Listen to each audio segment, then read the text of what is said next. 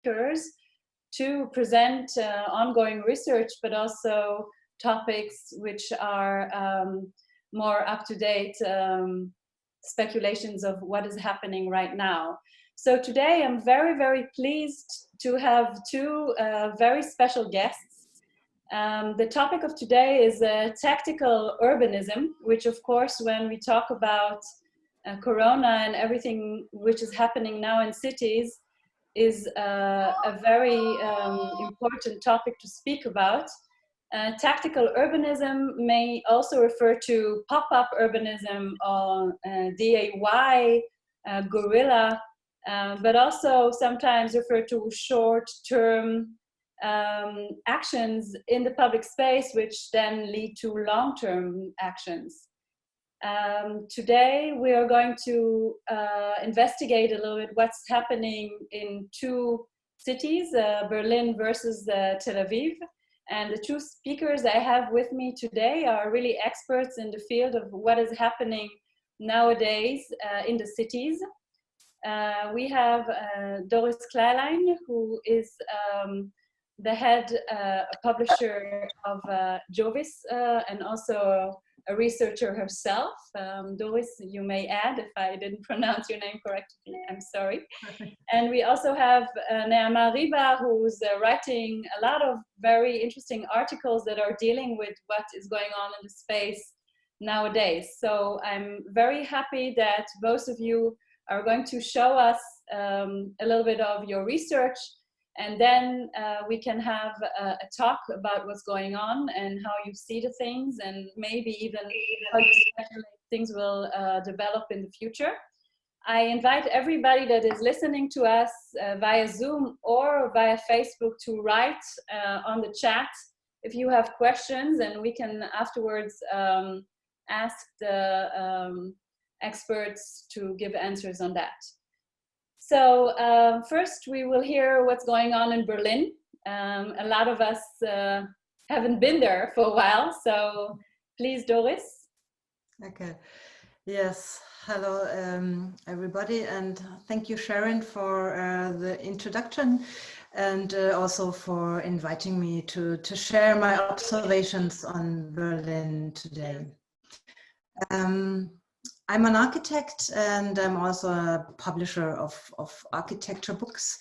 And actually, I followed a fellowship to Los Angeles in spring, investigating on urban commons, which had to be stopped due to the coronavirus, and brought me back to Berlin in the same month. So this is my current situation. This is Berlin in April 2020. Actually, when I came back from LA, I found the city very different. It was empty, no people on the streets, no tourists, and I think the city hasn't been that empty like many cities ever.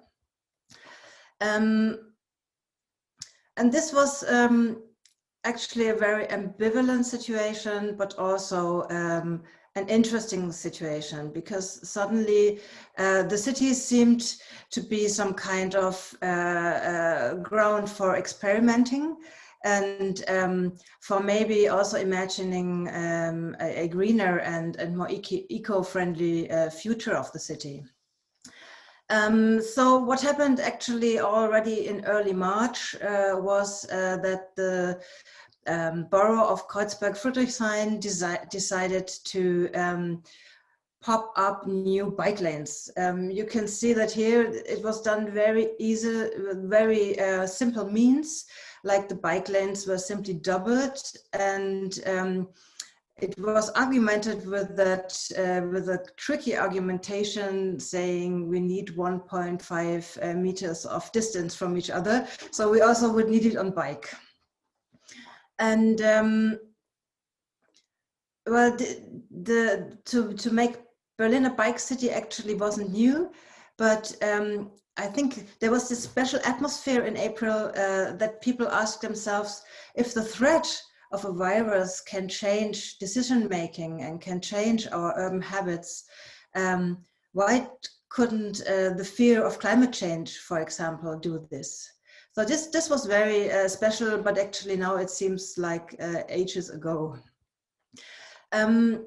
Actually, Berlin was already on its way to the bike city. We have a mobility law since 2018, and we have a red-green government that everybody was expecting of to promote a new mobility. But actually this happened very, very slowly. And Corona somehow became a catalyst to make this development faster.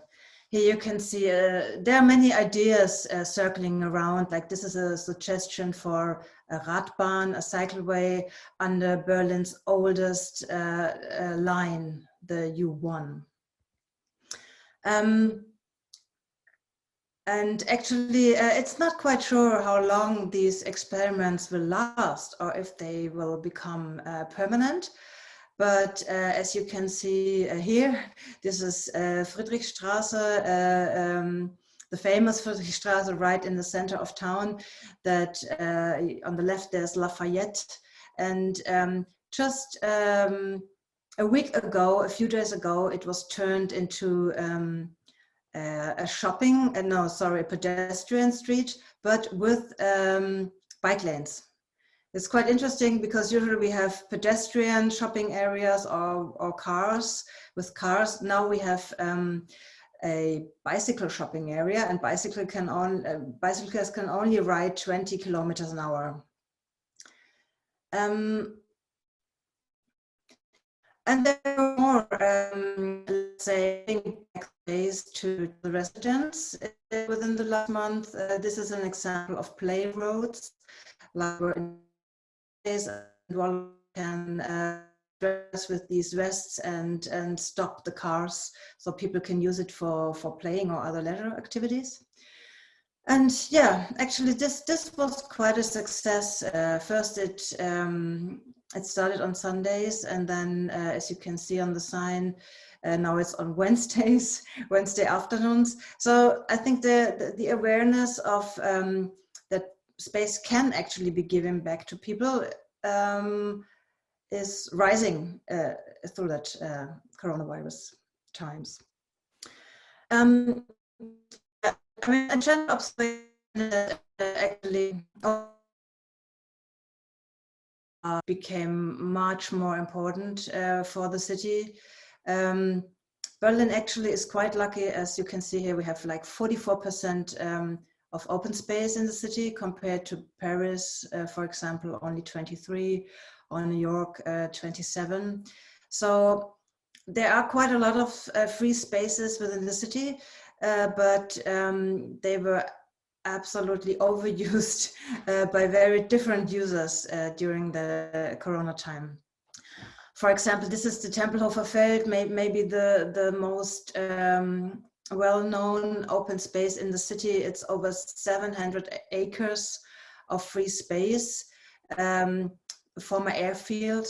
That was by citizens' initiative turned into an empty open space, or left as an empty open space. There should have been housing there, but people voted against it.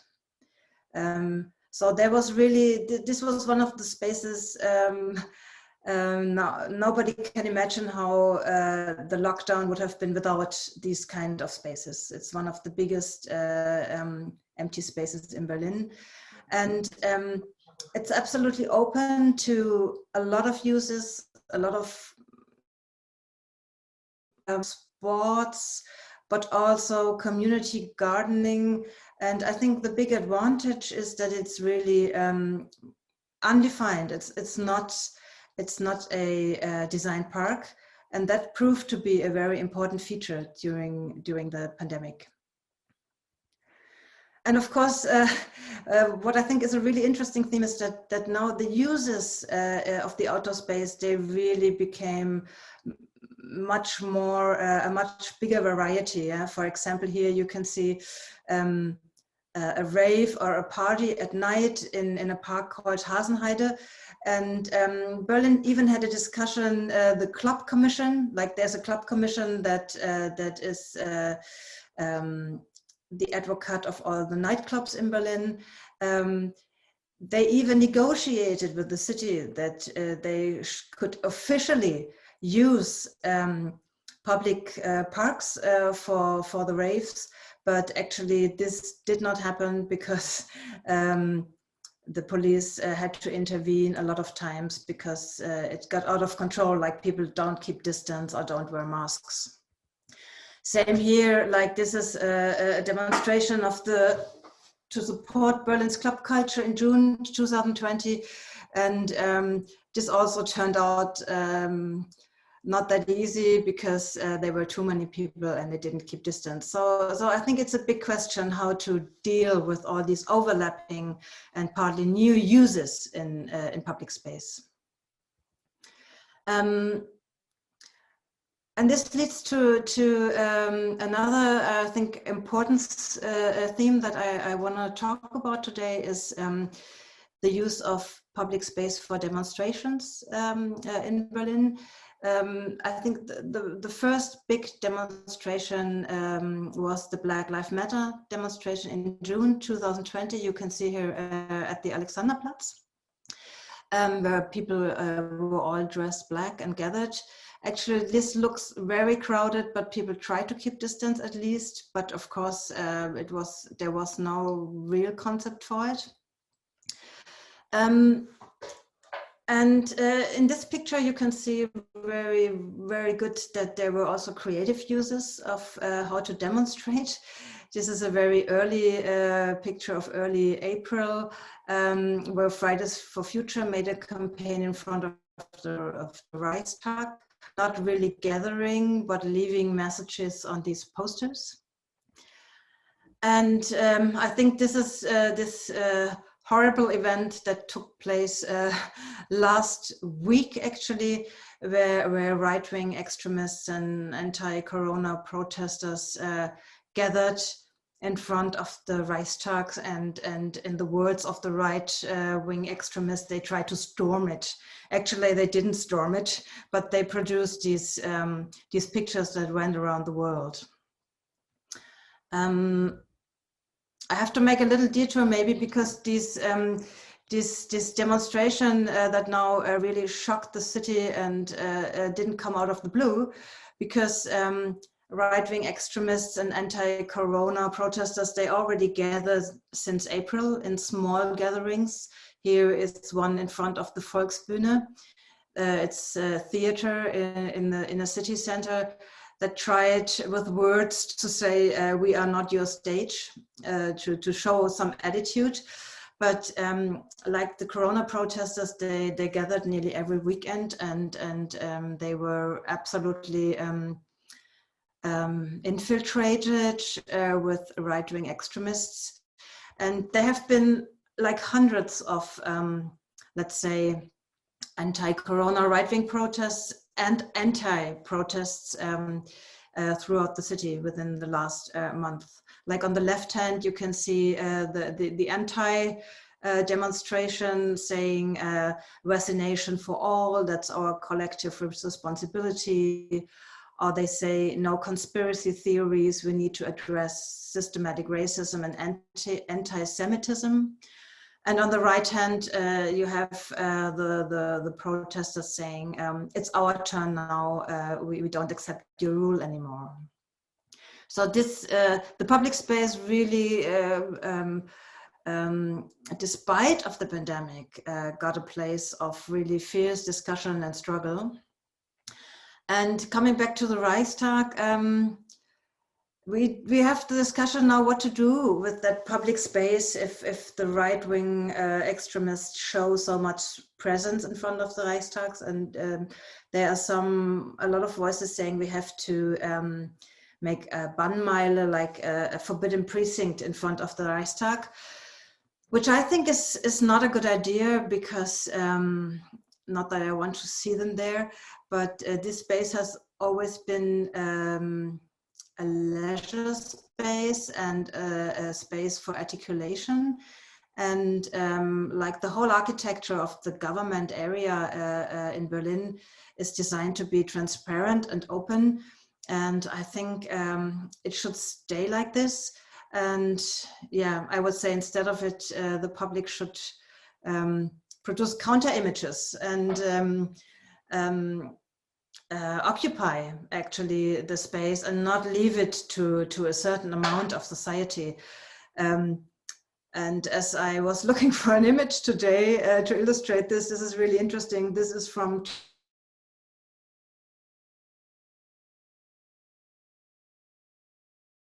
the demonstrations last week. There's an action day, We Too Come United, by several refugee organizations putting up 13,000 white chairs in front of the Reichstag today. So as you can see, this was just the installation without any people sitting. Without any people, yeah, it's without any people. So it's very funny because there is almost the same installation today in Tel Aviv. Really? I will show it. Yes, in my presentation. That's interesting. Yeah, and as you can see on this little image journey I took you, there is a lot happening nearly every few days. There is a new development of how public space is used, and this has been totally accelerated by this pandemic situation, I would say. I mean, there are much more themes to address, and I think we will talk about a lot of other themes, like what's happening in schools or what's happening in hospitals. And what's happening, do people leave the city because it gets less attractive? There are a lot of things that evolve through the pandemic situation. But I want to close my little presentation with 3 thoughts, actually, that are quite architectonical in a way. The first is we have to really start now, give back car space to the public, and we really have to find new and more creative solutions in distributing public space and dealing with public space.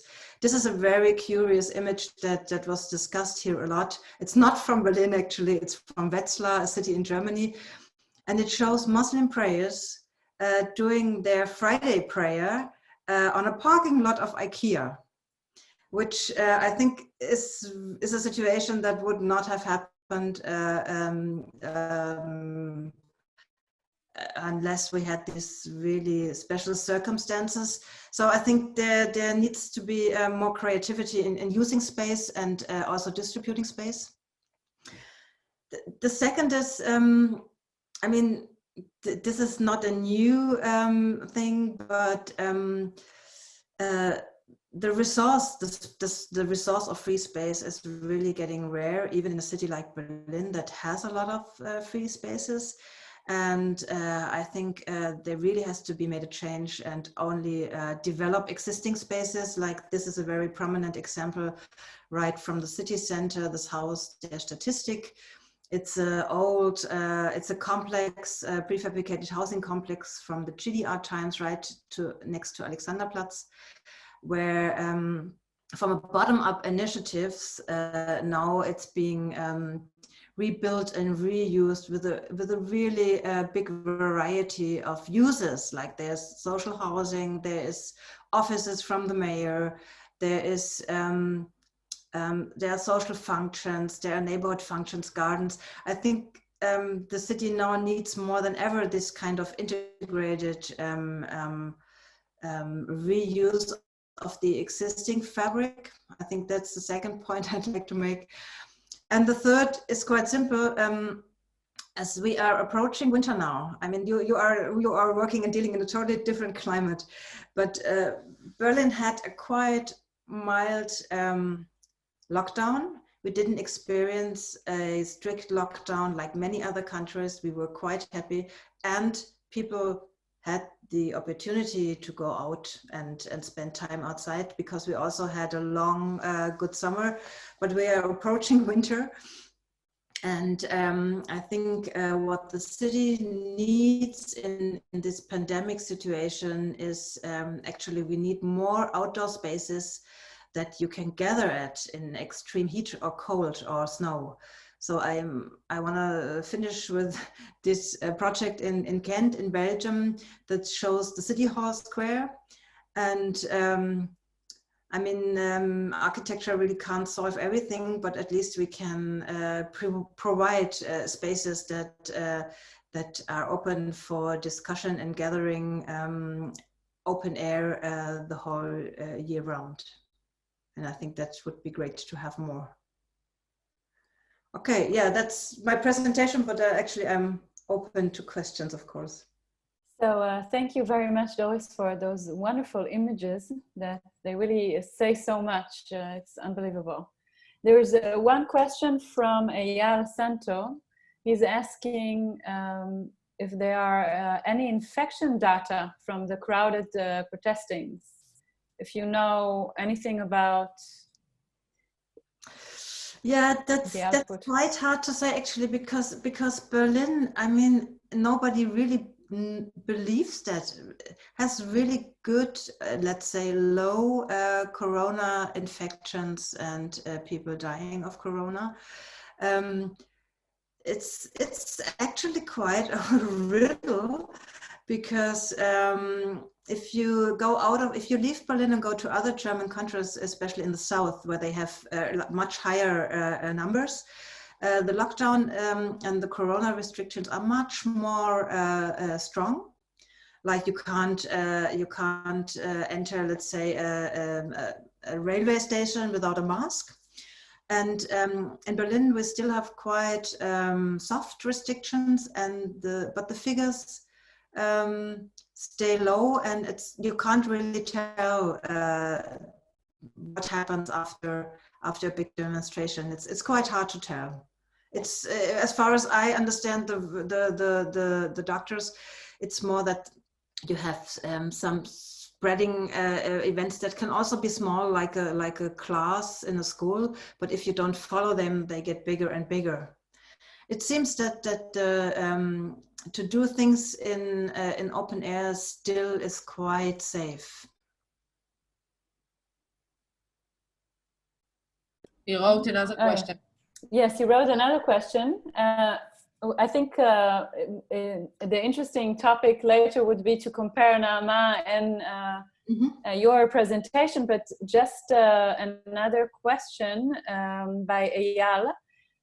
Recent data is showing that the tactical lanes increase casualty rates among cyclists due to motorists not fully compliant and aware. What has been done about it? So I guess his question is if through this tactical measurements like biking lanes, if there has been more accidents. Yes. Do you know anything about that? Yeah, well, that is a problem. There still have been, I don't have the exact number, but quite a number of cyclists driven to death in Berlin. Yeah, I think, of course, these temporary bike lanes, they should be secured much more if they stay for a long time, like with these kind of elements that separate them from the car lane. So yeah, I mean this I don't have exact figures, but I know that this stays a problem. Yeah. Okay, another question from Margaret. She states that through your presentation, we've seen that all crowded protests were without masks. So she says more planned space needed in political protest indeed, also in Israel. But on the other hand, I'm deeply impressed by the creativity that is shown in public spaces. People do look happy. So the question is, how do urban factors keep your communication methods with the residents in each and every neighborhood? So, sorry, what was the last? The question was, factors keep communication methods with the residents in each and every neighborhood. If Margaret is here, she's welcome to ask it. I see you, Margaret. So I don't really understand your question either. You have to unmute.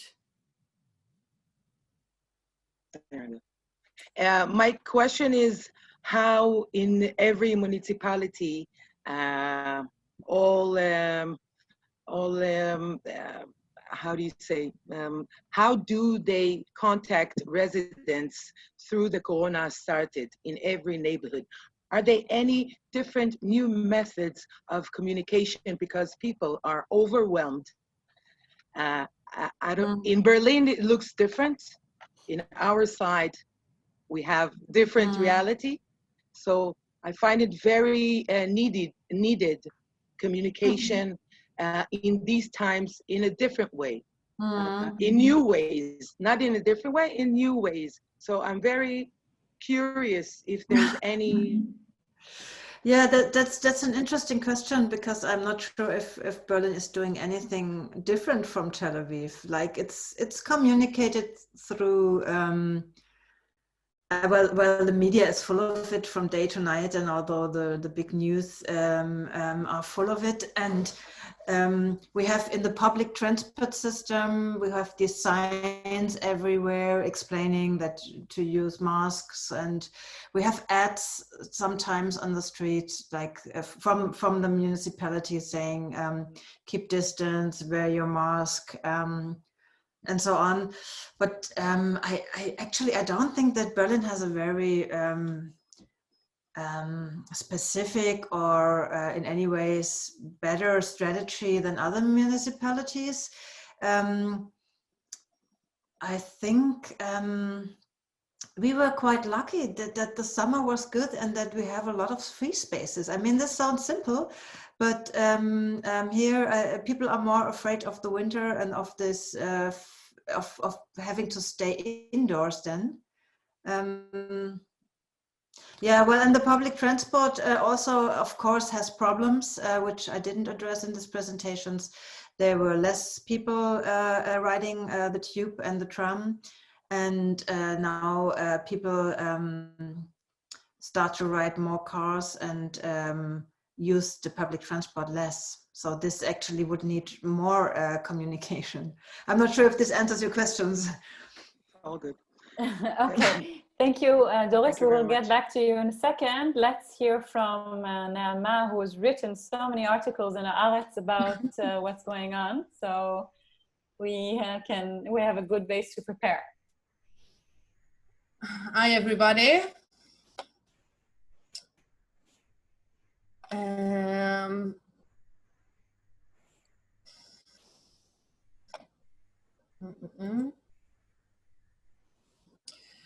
I give my short lecture, the title, The Public Space in Israel During the Pandemic. And I will start talk about the most interesting thing, I think, they're happening now in Israel, and it's the demonstrations all over the country. And first I will start to explain a little bit why there is demonstration in Israel, but because I think it's a little bit different than Berlin or USA or whatever. So first is because Netanyahu corruption, and the second is because the economic crisis. We can see a lot of small businesses and also the cultural industry. נעמה, סליחה, את יכולה להגדיל את המסך, כאילו? רואים את ההערות שלך והשקופיות וזה? Sorry. Now it's fine? No, אם תשים מסך. Okay, now it's fine. Okay. And we still see more spontaneous demonstration in the recent months on other issues like sexual harassment and criticism on the way the government handling the coronavirus, and also we can see ultra-Orthodox demonstration. And I think there have never been this kind of period in Israel with so many demonstrations. I think there were thousands in the last few months. So it started already on March, actually, when everybody was still at home. the Black Flags Movement. It's a kind of an organization of 4 siblings. There are 3 brothers and 1 sister. They are in my age, I think they are 30 or 40 years old. And they initiated the anti-corruption movement against the prime minister since March.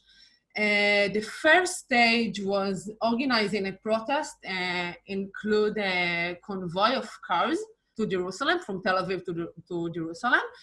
And it's because then it was forbidden to gather outside. So people used the cars to get from Tel Aviv to Jerusalem, and everybody was with his flag. It was on March.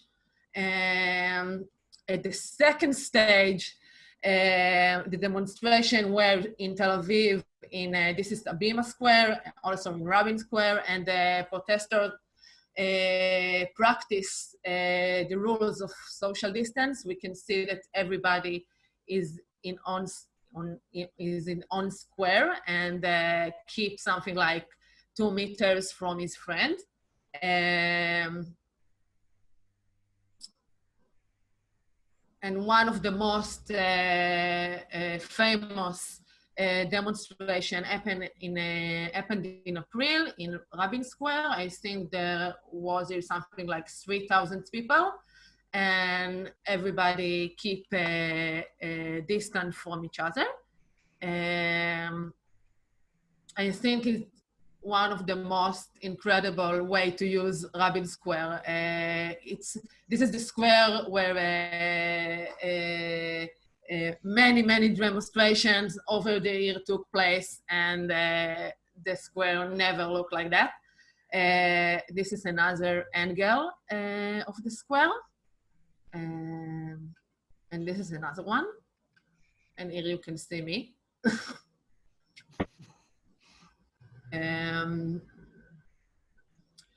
And after, I think after the first or the second demonstration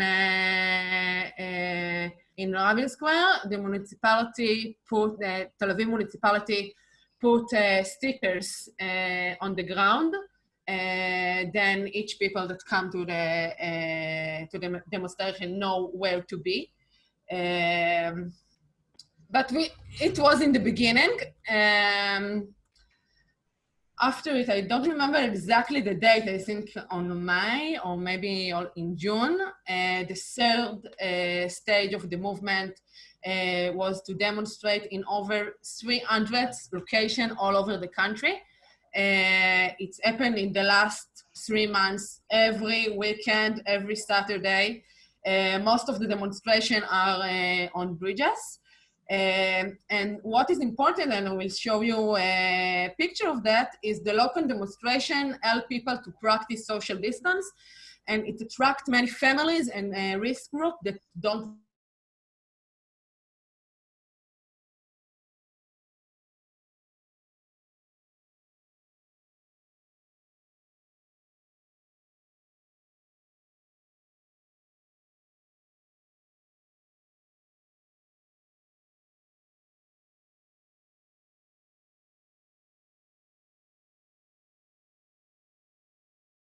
place of demonstration. This is the north of Israel. This is the south without the Negev. Here you can see the whole map of Israel. Each flag again represents a demonstration.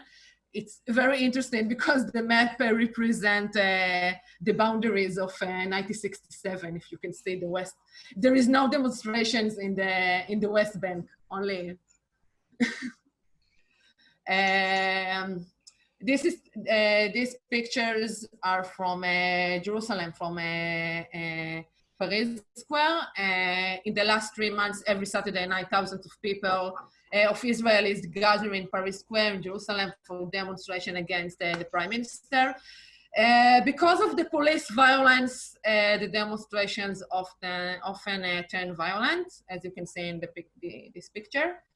Unfortunately, also 2 days ago, a very famous artist had been arrested by the police. in the last few weeks, in the last months, demonstrators have begun marching from the entrance to Jerusalem near Calatrava Bridge to Paris Square. It's taken them something like 2 hours out of a desire to give up. For example, this was in the last weekend. The march took place near the old city walls. I think it's very exciting picture to see the old wall and all these people call for investigation. The prime minister, and all the time during the demonstration against Netanyahu, there is more kind of demonstration. This is, for example, demonstration of the dance industry. Also in Rabin Square, they also practice social distance during the protest. They danced, of course, and another one is this is in Charles Clore Park. It's near the sea in Tel Aviv. I think it's happened something like 5 or 6 times. And this happened today. Yes, funny, huh? Very funny. But it's another. But I think the reason is different, because the reason for this demonstration is because Israel now leads the world in the daily COVID-19 infection rate per capita, with almost 200 new cases per 1 million people. We have already... Startup nation. Startup nation. Startup nation, yes, exactly. There are something like, I think, more than 130,000 verified coronavirus cases, and we are only 9 million people. It's amazing number. So today in Rabin Square, Standing Together movement placed more than 1,000 chairs, marking the number of deaths from coronavirus. Actually, there were more 3 after they put it. And on the sign in Hebrew, it's written, "Stop the Corona Pharaoh." To completely different scene. In the beginning of, but everything is talk about how we can use the public space. And I think that in many places I read that people want to move from the city to the village, and I will talk about it in the end, but I think that pandemics all over the history change cities, but the city always win. And I think that we can understand better how we can use the city, how we can use the public space, how can we move out from cities, the cars, and make more place for pedestrian and for cyclists and for old people and for young people. So in the first weeks of the pandemic, in March and in April, it was forbidden to leave the city, Tel Aviv or wherever you live, and people found new way of using open spaces close to their home. I think it's funny because they use the parking space. And also people found new place to make a yoga class. And in May and June, Tel Aviv municipality allowed a business owner to expand the restaurant spaces on the area of parking spaces. And actually, with all my criticism on Tel Aviv municipality, I think I wait for this for many years, and I'm happy it's happened. And in the images, you can see restaurants in Florentine neighborhood in the south of Tel Aviv that have been expanded the area on the parking spaces. And also the street is closed to car. cars. In addition, the municipality also canceled traffic of private cars on about 10 streets, I think, something like that, and turned them into open streets. For example, this street the name of it is Ashtori Afarchi. It's in the north of Tel Aviv. It's a square, and here there was a road that cars could use it, and the municipality closed it, and now it's only for pedestrians, and I think it's really nice to see it like that, because I think before it was closed, the square was where less people less use it, and we continue to see spontaneous uses in public space, like this lecture. I took this picture in, so sorry for, it's a little bit dark, in a Bima Square, and we can also see in many places a culture event of musicians and theater and etc. And we will see it more and more and more in many cities, not only in Tel Aviv. I will talk a little bit about bicycle. So in the last 20 years, in the last 20 years, Tel Aviv municipality has paved 140 kilometers of bicycle lanes. But despite the municipality stated policy, it is still very difficult to cycle in the vast part of the city. I, for example, live in Givatayim, and it's really, really hard to get from Givatayim, that is a kind of suburb of Tel Aviv.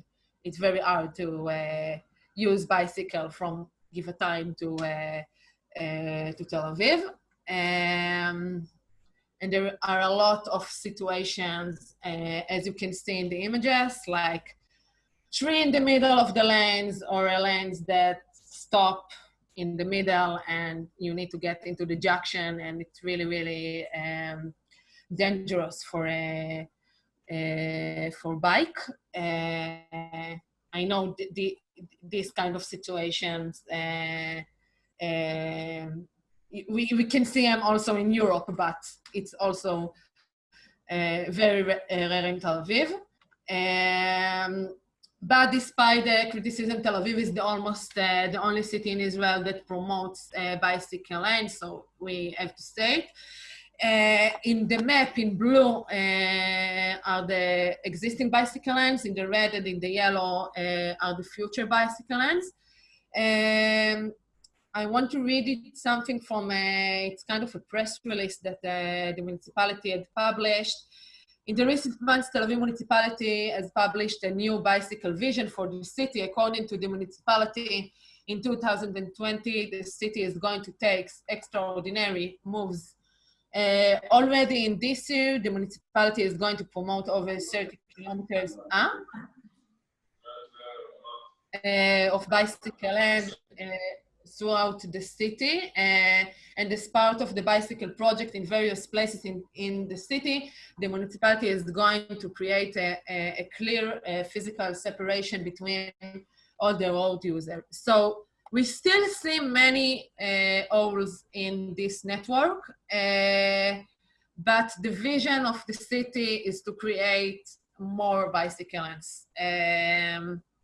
So in the last few months, the municipality did few things. For example, by the end of May, the municipality marked a number of tactical bike lanes. The change was very quick and took place over the night. For example, this one on Pinske Street this is the lanes that lead to Dizengoff Square. So it was really, really important lane because it's kind of a plug in the hole in the network. This is another tactical bicycle lane. It is in Nachalat Binyamin Street. Another very, very important benefit of tactical lanes is that they are very, very cheap.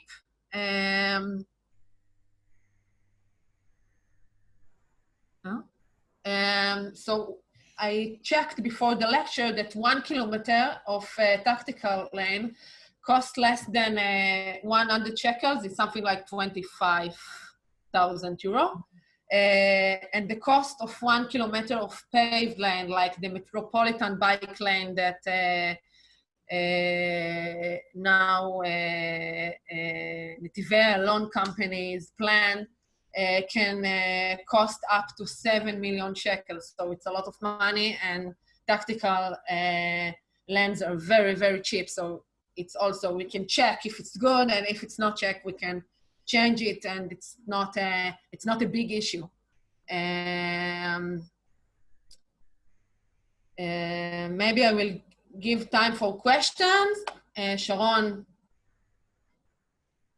Yes, I think it's a good idea. Thank you. I think it's a good place that we can also compare Berlin and Tel Aviv.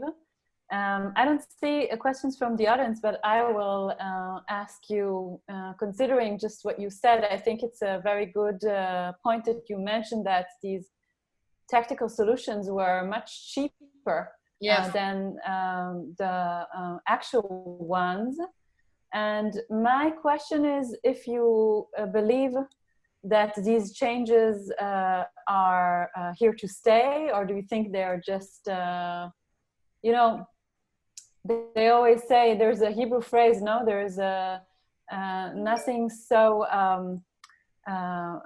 present like the temporary, or something like that. Do you know the phrase?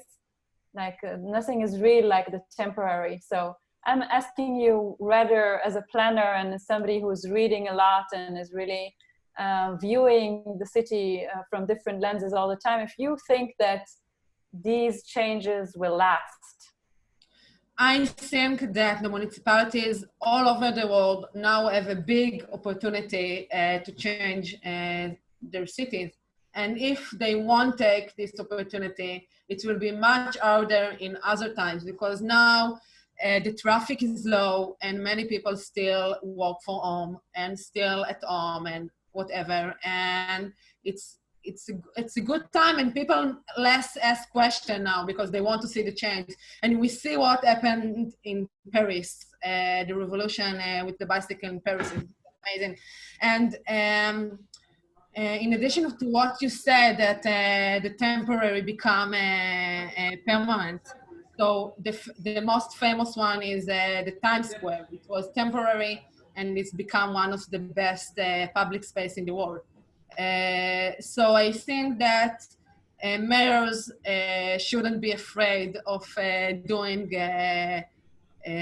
more steps to change city. And I think that Huldai and other mayors know that now that they can do that, but they need the help of the city planners to make these steps. There is a problem in Tel Aviv that I think is not exist in Berlin, that the city is completely under construction now because the light rail, there are two big lines that are under construction, so it's really, really hard to move from place to place in the city. So it's more harder than other places. And it's more out also because there isn't public transportation in Israel in a Saturday. So people don't really want to live without a private car. So we have different problems that don't exist in Berlin, but still I think that the municipality can make more. And everything that the municipality made really work really great. As you can see, like, I don't have a good picture but maybe this one. I think this one. When you close the road, people come and go out. So I think that we can make more. Mm. What actually I find really interesting, the prices for temporary bike lanes are the same in Berlin because I read the figures as well, and they were between 20 and 25,000 euro for a kilometer of tactical lane, as we call it. Yeah.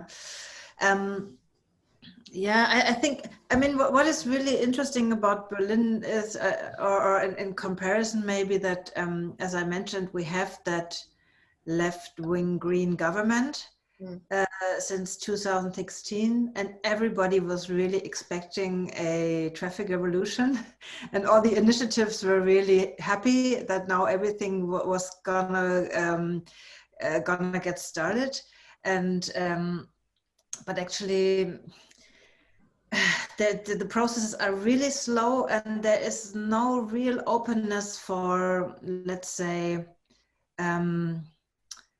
solutions out of the box. Like there are these plans that I showed, the Rad plan, for example, that was really worked out with mobility hubs, because like a bike lane actually is not enough for, at least for a very big city. So you have to also rework all the junctions. Let's say, how do I get from, how can I switch from bike to tube, or even to a rented car to get out of the city? Like there are all these concepts for new mobility that are more than the bike lanes themselves. And yeah, I hope that this pandemic will absolutely foster it, and people are not too coward to go back. Yeah. And there are some, I mean, there are some interesting developments, maybe like during the Corona time now, the last few months, the government started to make subsidies for office bikes. Like you can now talk to your employer and get a bike that, and you pay less taxes. Like the same thing you have with cars, yeah, like office cars, or like they started now with bikes, which I think is quite interesting. So I think there are a lot of concepts and ideas there that I hope after the Corona crisis, the municipalities have enough money to realize them, or to invest the money into the right things. Another question to you both is, you both talk a lot about municipalities and planning that is sort of top down, but I think also when you talk about tactical urbanism, sometimes you refer to like bottom up processes that actually come from the people who live in the city. Do you see also many of these, or do you think it's that people are more aware that they need to listen to the municipality because of all the regulations? Or do you feel this urge to do bottom-up processes of tactical urbanism?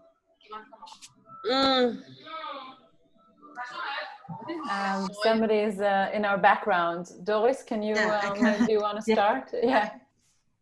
Yeah, I mean, it's quite interesting because all the figures say that the trust in government in Germany was never as high as this for a long time, because we are quite lucky to have, they are quite reasonably managing the crisis. So the trust is quite high, but actually there are a lot of bottom-up initiatives, and which I haven't shown now in the presentation, that that use on various scales and the public space. And I think some initiatives, let's say we have this floating university, which is a kind of alternative university that is open air. Some because they are self-built and really temporarily using public space. They really work very well in this time, because this is exactly what's needed. They don't have a lot of money, and they construct it from scratch and do it in open air. So they are very important in Berlin, and yeah, and also the Tempelhofer Feld I showed, actually the municipality wanted to build housing on it, which I think is another struggle to address. They wanted to build housing on it because Berlin lacks a lot of houses. And there was a citizens initiative called 100% Tempelhof that collected signatures and brought the municipality to change plans.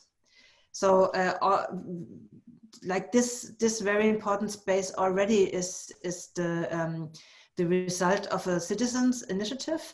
And I think for me, like this bottom up and top down somehow doesn't really work anymore in black and white. We need this medium ground. We need this working together. And I don't want to praise the Berlin administration too much because I don't, but they already started to integrate bottom up. And already bottom up initiatives are very becoming professional and gathering more knowledge than the administration, and this can't be ignored anymore. So we are approaching a kind of middle ground, maybe. Can I answer, Sharon? You finished? You have to. Doris, you finished, Doris? Yes. First of all, I think that we need to think again about the definition of top-down, and because since we have Facebook, it's also kind of a relationship between the people and the municipality. So if the municipality read in a Facebook group that some group of people want a bicycle lanes or want a new garden or want a new school or whatever, so they can learn from it and make the change in the city. So this is the first thing I want to say. Another thing, if we will go to another city, to Jerusalem, so there the municipality, they closed almost 15 streets, become their open streets. And many people in the city complained about that. And after that, they changed it. Okay, so they first of all did the action, and then after, because it was a kind of tactical urbanism, because they just closed it, they didn't spend even 1 shekel on it, so it was really easy to change the decision. And another thing about Jerusalem is there is a group of activists there that spoke with the municipality in the last few weeks for new bicycle lanes, tactical lanes that they wish the municipality will make. And as far as I know, the municipality is going to make 3 new bicycle lanes according to what this group asked for. So, Naama, can I just maybe invite somebody, because it refers to what you were saying right now. There is a guy here called Eyal Santo from the municipality who's managing the micromobility. Maybe Eyal, you want to address the topic that Naama just talked about, or add anything? I'd like to hear if it's okay that Naama will finish what she was saying, because sure. It's important. I'll follow what he finishes. Sure. Sorry, Naama, did I interrupt? I talked about actually Jerusalem.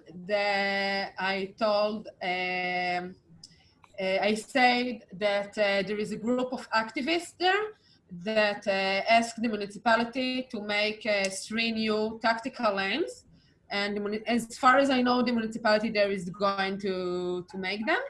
And also I said about that the municipality of Jerusalem, they closed almost 15 streets. You know about that? For open streets near the market. Eyal? Yeah, 13 streets altogether are open in Jerusalem. Yes, and after many people from the market that work in the market complained about part of the closing, so they open it again and they change it because it doesn't cost them anything to close the street, so it was really easy to change it again and again. Yeah, it was as we say, a low-hanging fruit. Very interesting. First of all, thank you, Naama, and thank you, Doris. As Sharon mentioned, my name is Eyal. I work for the Tel Aviv DOT, but I'm here representing myself. I'm not representing the municipality. I actually managing for the DOT the bicycle and micromobility pilot projects, which are, of course, multidisciplinary. I had the privilege of being part of pushing tactical urbanism here in Israel for the past few years and very viciously in the past few months. Actually, in February, I started seeing what's happening in the world, and I collaborated with Mirchav, which is the NGO for urbanism in Israel, and with Israel Bike Org, as civic bodies to push both Mayor Huldai and the Ministry of Transport to come up with a solution to bring to ease up the instructions, because the problem that we had here, unlike Berlin and many other cities in Europe and North America, is that the planning is mostly centralized in Jerusalem within the federal level, and the power in the local governments is weak. And therefore they cannot overcome or overrule any instructions coming from the Ministry of Transport, and this is a major problem here. This is why tactical urbanism was not sprouting here for so many years. With our efforts, I mean, the process was already there. One of the really agents of change in the Ministry of Transport, and a senior manager by the name of Shai Kedem, was on the verge of publishing a paper, but he still needed a few approvals. I think that with the pressure of Mirchav and Israel Bike Org, he managed to do this in April, allowing some leeway for mayors and planners to take public space from cars and with temporary measurements reallocate it for pedestrians and cyclists. And this was actually the first really think of tactical urbanism in Israel. Still the instructions are very... Eyal, when I talked with people in other municipalities like whatever, Ramat Gan, or they said it's really hard to apply the guidelines. Exactly. You're right.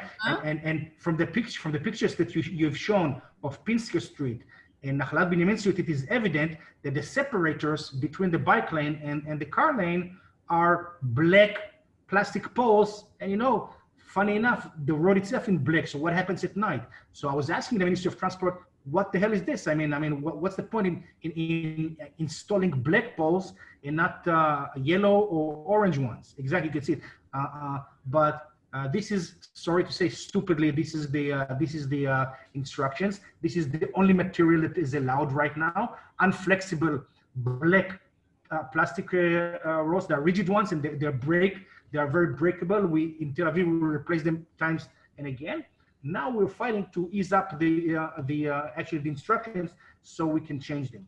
One of the things that we will be doing part of the pilot projects in Tel Aviv is that we are going to write the toolbox, the Tel Aviv user guide for tactical urbanism, trying to bridge in between what's happening in the world and still stay somehow, you know, as much as we can to pull the borders of the guidelines and maybe help change the guidelines little by little. So we hope that Tel Aviv will lead the revolution in this way. Other things that Berlin is really way more advanced from us is, for example, with electric cargo bikes. I know that during the COVID, urban psychologistics played a major role in Berlin as well as in other European cities in providing food for the sick and for the needed. And here in Israel right now, we are in a process, a very Sisyphic, tedious process with the Ministry of Transport to allow the import of electric cargo bikes into the city. We are planning a major pilot in Tel Aviv, like there was in Berlin. I'm sure you're aware of the Komodo project, Doris. It's interesting you're mentioning the electric bikes, because we had within the last year such a variety of different bikes from different firms, from China and from here and there, so that the electric bikes they became actually a problem within the city, because they were left everywhere together with these rollers, you know, the ones you stand on, and you, yeah. So in some places, in some neighborhoods in Berlin, it really got annoying and was a big discussion about everything that's just being left in public space and nobody coordinated it. You can still, it got a bit better, like the city stopped contracts with some firms and they got a bit more organized, but this was really interesting how chaotic and I'm maybe driven by the needs or the wants of the enterprises. Berlin opened its public space to this private bike, how you call them, renters. Yeah, the bike, but the bike still, share, nevertheless, yeah, it's good Doris, to have. we also have scooters. There are scooters. There Electric are scooters for rent also, because Tel Aviv is full of them. shared Totally. scooters like birds in line. There are scooters, there are cars, there are different companies competing. So we have an explosion maybe within the last 2 years of rental, how you say, artifacts of all kinds of sorts. And as it increased during the coronavirus, the using of the scooters and the e-bikes and... Actually, I don't really have numbers, but in the perception, I would say definitely it has increased, because when at the beginning of the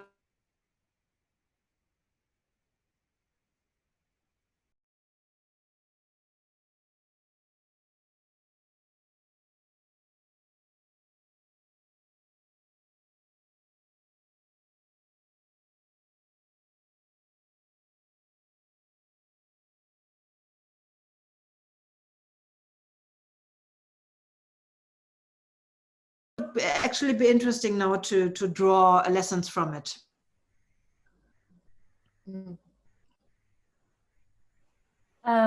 Thank you very much for this very interesting topic. We also, in our previous discussion, really said that the way we consume changed a lot during the epidemic, also in Berlin and Tel Aviv, and I'm sure this also implements on those companies and, you know, how you transfer the goods from one place to another. But unfortunately, our time is up.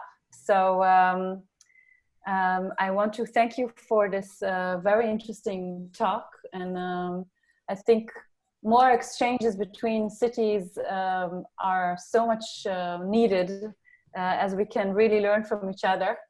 Thank you also, Eyal, for your contribution, and we will be happy to hear from you again. And if you want to say a few more closure words, or Naama, please feel free to do so.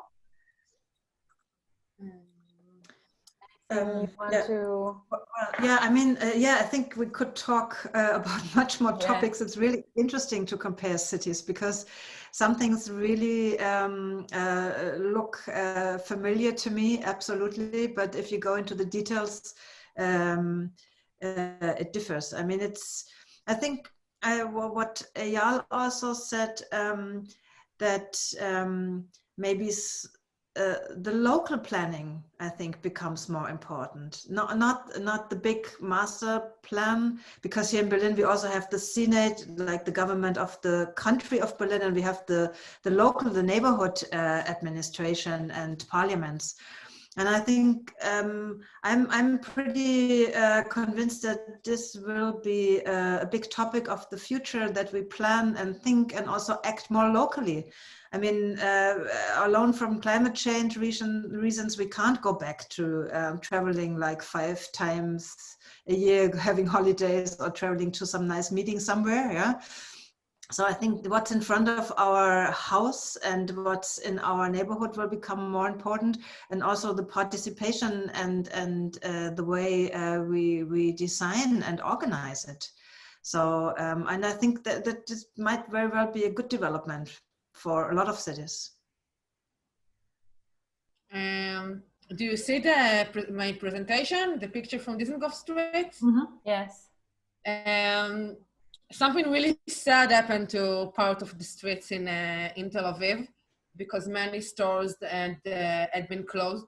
But I think it's temporary. I also talked with the city planner before the lecture about it, and I think that although it's look now like one of the most terrible period of the world, as I said in the beginning, the city will win.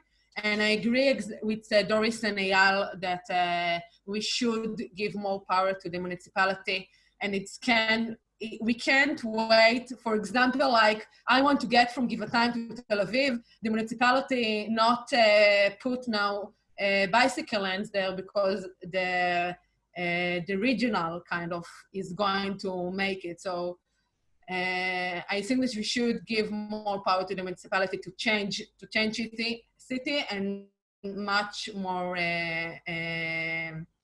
fast than we saw before the coronavirus.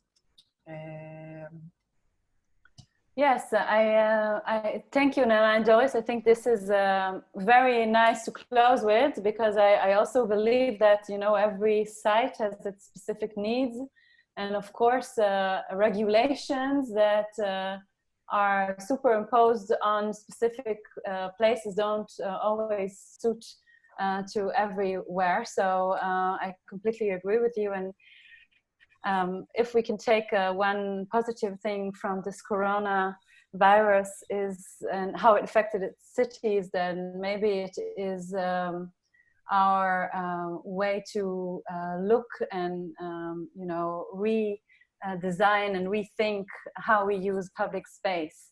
So thank you very much, Doris and Naama.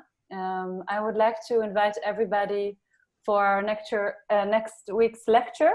We are dealing with research of modernism in Africa this time. So I'm very happy to invite for next week the head of Docomomo International, Anna Tossos, who is going to talk to us about architecture of modernism in Africa, the cases of Angola and Mozambique, and the effort to achieve better knowledge and understanding of modernism at large through the study case of Africa.